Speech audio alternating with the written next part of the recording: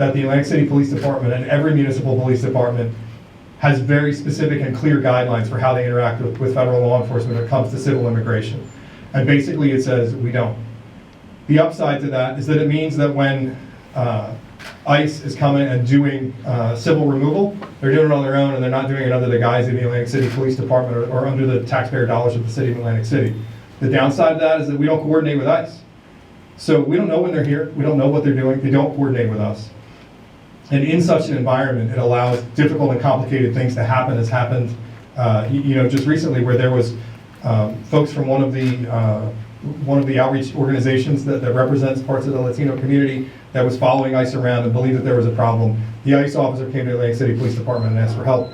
And in the absence of any of that information, the Atlantic City Police Department did what they could to remediate the problem. That's the Atlantic City Police Department's job. That's the job of all law enforcement, is to keep people safe. Our hope throughout this is that, to the mayor's point, there are laws regarding this stuff, and these things need to be worked out in courts.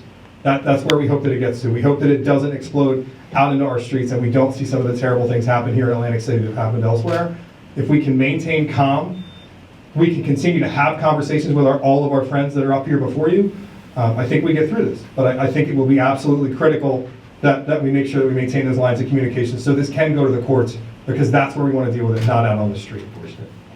I don't want anyone to ever be fearful of calling the Atlantic City Police Department because of their immigration status, whether they are the victim or they are a witness.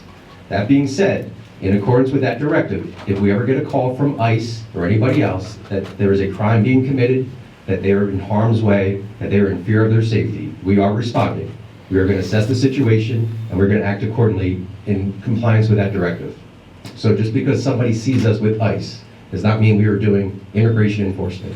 And it would be an injustice if that message was spread to the community that the police department is doing that. Because again, I don't want anyone to ever be fearful of calling us. You need us, you call us, we are coming.